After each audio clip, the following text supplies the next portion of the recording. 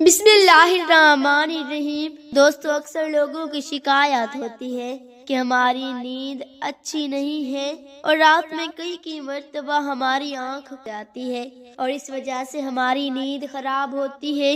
नींद की वजह से हमें परेशानी का सामना है। हम में से शायद कोई भी ऐसा नहीं है जो रात में 1-2 मर्तबा जागता ना हो, क्योंकि कभी किसी फिक्र या परेशानी की वजह से और कभी बुरा ख्वाब देखने पर अचानक बेदार हो जाता है। रात 3 से 5 बजे के दौरान आपकी अमूमन आँख खुल जाती है। ये सर्दियों के मौसम की बात कर रहा हूँ और इस लम्हे के दौरान आप अचानक से जाग जाते हो। यकीनन बहुत से लोगों के साथ ऐसा होता होगा, शायद हमने कभी गौर नहीं किया कि ऐसा क्यों होता है। तो आज की इस वीडियो में हम आपको यही बताएंगे कि ऐसा क्यों होता है, कौन है जो इस वक्त आपको नींद से जगाता है, कौन सी वो मखसूस घड़ी है जिससे आप रात के वक्त जाग जाते हैं, कौन इस वक्त आपको बार बार पुकार रहा होता है। इसकी वजह इतनी खूबसूरत है कि आप बेख्तियार सुभान अल्लाह कहने पर मजबूर हो जाएंगे।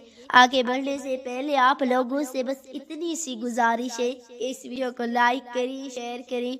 मोअज़्ज़िज़ ख़वातीन और हज़रात, दुनिया में हर अमीर और गरीब नेक और बद को कुद्रत के कानून के तहत गमों और परेशानियों मुसीबतों से जरूर वास्ता पड़ता है और अल्लाह के रसूल सल्लल्लाहु अलैहि वसल्लम को फरमान भी है।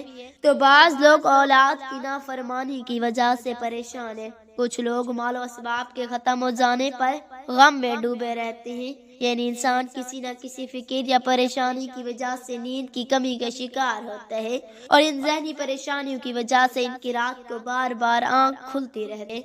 लेकिन अमूमन ऐसा होता है कि रात के मखसूस वक्त यानी 3 से 5 बजे के दौरान हम अचानक से जाग जाते हैं और गर्मियों के मौसम में ये वक्त तब्दील हो जाता है, इसलिए में हम अचानक जाग जाते हैं। ये सूरत हाल बहुत ही कम लोगों के साथ पेश आती है। यकीनन बहुत कम लोगों के साथ ऐसा होता होगा, लेकिन शायद कभी आपने इस पर गौर फिक्र नहीं किया होगा ऐसा क्यों होता है। अगर ऐसा होता है तो इस वक्त आपने क्या करना है।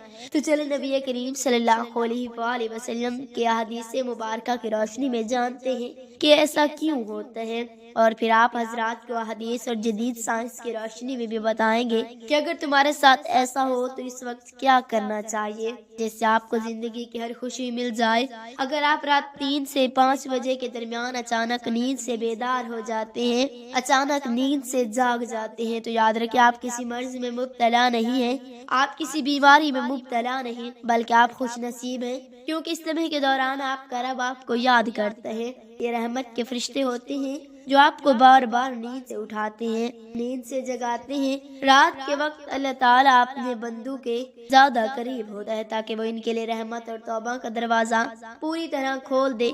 हज़रत अबू हुरैरा रज़ियल्लाहु ताला अन्हु से रिवायत है कि हुज़ूर अकरम सल्लल्लाहु अलैहि वसल्लम ने फरमाया, हमारा बुजुर्ग बरतर परवरदिगार हर रात आसमानी दुनिया पर नज़ूल फरमाता है। जब आखिरी तिहाई सवा की रह जाता है तो आवाज देता है, ऐलान करता है, कौन है जो मुझसे दुआ मांगे और मैं इसकी दुआ कबूल करूं। है कोई जो मुझसे सवाल करे और मैं इसको इसकी मतलूब चीज अता करूं। कौन है जो मुझसे बख्शिश तलब करे और मैं इसे बख्श दूं और इसके गुनाहों को माफ कर दूं। है कोई तौबा करने वाला कि मैं इसकी तौबा कबूल करूं। कोई साहिल है, कोई सवाली जिसे मैं अता कर दूं। ये सिलसिला सारी रात जारी रहता है यहाँ तक कि सुबह तलू हो जाती है। हज़रत अबू सईद खुदरी रज़ियल्लाहु ताला अन्हु और हज़रत अबू हुरैरा रज़ियल्लाहु ताला अन्हु से मरवी है, वो बयान करते हैं कि रसूल अकरम सल्लल्लाहु ताला अलैहि वसल्लम ने फरमाया कि अल्लाह ताला इंतजार करता है यहाँ तक 1/3 रात गुजर जाती है तो अल्लाह ताला आसमानी दुनिया पर नज़ूल फरमाते हैं और आवाज देते हैं, निदा देते हैं कि है कोई मगफिरत का तलबगार कि मैं इसकी मगफिरत कर दूं।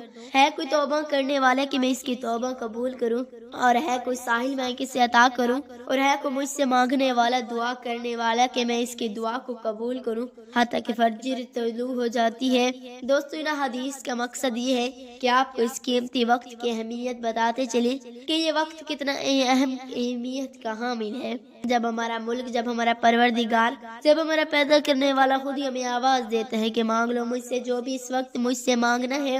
اگر آپ کی آنکھ سردیوں میں 3 سے 5 بجے کے دوران کھل جاتی ہے تو فوراً اٹھ جائیں اور اپنے رب سے اپنے لیے مانگ لیں۔ اور اس وقت کا سائنسی فائدہ بھی آپ کو بتاؤں گی، کیونکہ ہمارے ہاں بعض لوگ ہر چیز میں سائنسی وجوہات ڈھونڈنے کی کوشش کرتے ہیں تو ان کو سائنسی وجہ بھی بتا دیتے ہیں، اور اللہ تعالیٰ سے دعا کرتے ہیں کہ اللہ تعالیٰ انہیں ہدایت دے اور اللہ تعالیٰ انہیں سیدھے راستے پر دکھائے۔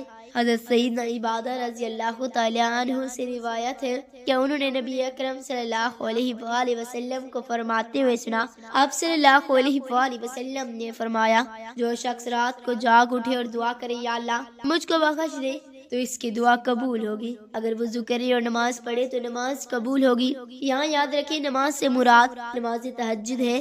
دوسری حدیث سماعت فرمائیں، حضرت سیدنا ابو سعید خدری رضی اللہ تعالی عنہ سے روایت ہے، نبی کریم صلی اللہ علیہ وآلہ وسلم کو میں نے یہ فرماتے ہوئے سنا کہ جب تم میں سے کوئی شخص ایسا خواب دیکھے جسے وہ پسند کرتا ہے تو وہ اللہ تعالیٰ کی طرف سے ہے، اسے اللہ تعالیٰ کا شکر ادا کرنا چاہیے۔ اگر اس کے علاوہ کوئی ایسی چیز ہے کہ جسے وہ ناپسند کرتا ہے تو وہ شیطان کی طرف سے ہے، اس کے شر سے پناہ مانگے اور اس کا ذکر کسی سے نہ کرے۔ ہم میں سے اکثر دوست خواب بیان کر رہے ہوتے ہیں اور خوابوں کی تعبیرات پوچھ رہے ہوتے ہیں، تو اس بات کو ملحوظ خاطر رکھیں کہ بہتر ہے کہ آپ برے خوابوں کی تعبیر نہ پوچھیں، اور جب رات کو آنکھ کھلے تو نبی کریم صلی اللہ علیہ وآلہ وسلم کے ان فرامین پر آپ صلی اللہ علیہ وآلہ وسلم کی حدیث پر ضرور عمل کرے اور اپنے رب سے اپنے لیے دعا مانگے۔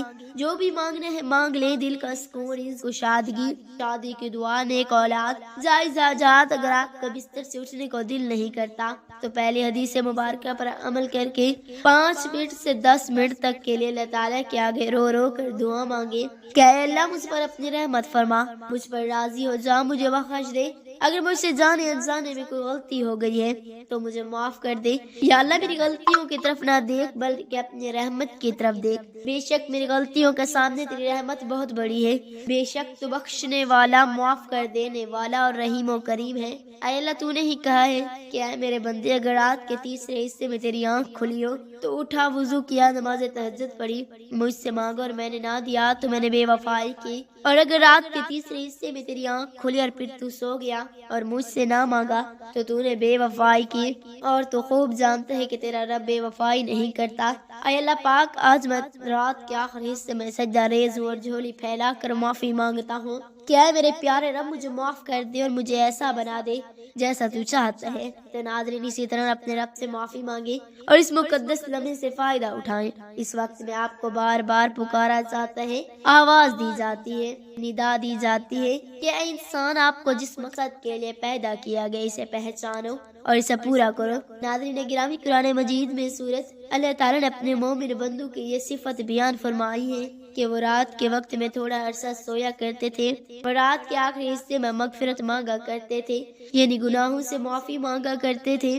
دوستو ہر چیز کے پیدا ہونے کا اور پرورش پانے کا ایک خاص موسم ہوتا ہے، ہریالی اور خوبصورتی بہار کے موسم میں دیکھنے کو ملتی ہے۔ اسی طرح چاند 29 دن کے سائیکل کے بعد پھر سے نزول لینا شروع کر دیتا ہے۔ اسی طرح سردیوں میں رات 3 سے 5 بجے کے درمیان روحانی دنیا کے بہار کا موسم ہوتا ہے، رحمت کا نزول کا وقت ہوتا ہے، اور اللہ تعالیٰ چاہتا ہے کہ بندہ اپنے نیند سے اٹھے اور اپنی خواہشوں کا اظہار کرے۔ اس وقت رب کائنات تمام خزانے بانٹنے کے لیے بے تاب ہوتا ہے، اور اسلام کی فضیلت صرف اسلام ہی نہیں بلکہ اس کے تمام مذاہب سائنٹیفک تھیوری بیان کر چکے ہیں، اور سائنسدانوں نے بہت ریسرچ کے بعد، بہت زیادہ تحقیق کے بعد لوگوں کو اس بات سے آگاہ کیا ہے، لوگوں کو اس بات سے خبردار کیا کہ صبح سویرے اٹھنے کے بعد سب سے پہلا کام ایکسرسائز کرنی چاہیے، نماز پڑھنی چاہیے، اور جدید سائنس بھی یہی کہتی ہے کہ نماز ایک بہترین ایکسرسائز ہے،